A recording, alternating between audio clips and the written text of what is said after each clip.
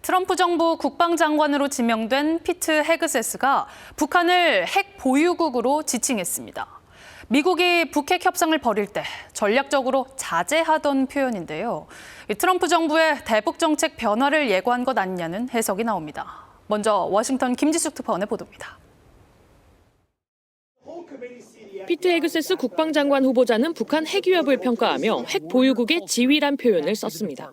공인된 핵무기 보유국과는 차원이 다른 표현이지만 북한이 인정받고 싶어하던 사실상의 핵 보유국으로 지칭한 겁니다. 국제사회도 북한의 핵무기 보유 가능성을 부인하진 않습니다. 하지만 미 정부는 그동안 핵 보유국으로 부르는 건 자제해 왔습니다. 불법적인 핵 개발에 면죄부가 될 수 있는 데다 완전한 비핵화 요구가 어려워지기 때문입니다. 헤그세스 후보자가 이 같은 금기를 깬 건 트럼프 정부 대북 전략의 변화를 암시하는 것일 수 있습니다. 핵 보유국으로서의 북한과 협상 테이블에 앉게 되면 협상 의제는 비핵화가 아닌 핵 동결이나 군축 등이 될 가능성이 높습니다. 헤그세스 후보자가 북한 위협을 설명하며 핵탄두를 실을 수 있는 미사일의 사거리 증가를 거론한 것도 같은 맥락으로 해석됩니다. 일단 바이든 행정부는 비핵화 원칙엔 변함이 없다고 선을 그었습니다. I think our policy on that hasn't changed. We've not made such a recognition. 트럼프 정부가 북한 핵 보유를 공식 인정할 거라고 속단할 순 없습니다. 다만 트럼프 당선인이 북미 대화 추진 의사를 드러내왔고 미국 내 비핵화 회의론이 높아지는 상황은 우리로선 우려할 부분입니다.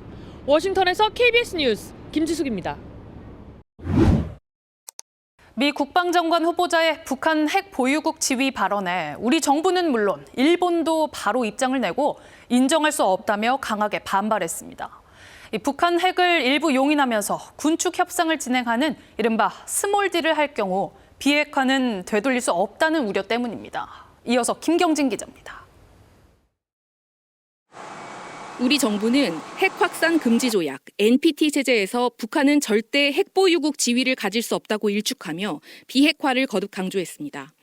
일본 역시 인정할 수 없다며 유엔 안보리 결의에 따라 북한 핵의 완전한 폐기를 요구했습니다. 北朝鮮による核ミサイル開発は我が国及び国際社会の平和と安全を脅かすものであり、断じて認められるものではありません.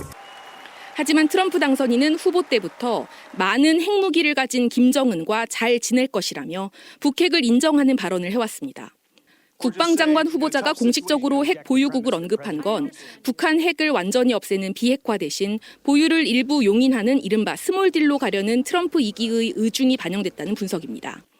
실제 트럼프 2기의 엘브리지 콜비 국방차관 지명자는 비핵화는 터무니없는 기대라고 했고 크리스토퍼 밀러 전 국방장관 대행도 핵 군축 협상이 가능하다고 주장했습니다. 핵 보유국으로 인정받으면 북한의 협상력은 더 커질 수 있습니다. 미국은 체급이 커진 북한을 상대로 핵 동결이나 본토를 타격할 ICBM만을 거래 대상으로 삼을 수도 있습니다. 북한의 미 본토 타격 능력을 제한하는 쪽으로 미국이 가려고 하는 거고 제재 완화 이런 것들을 이제 미국이 고려할 가능성이 크다고 봅니다.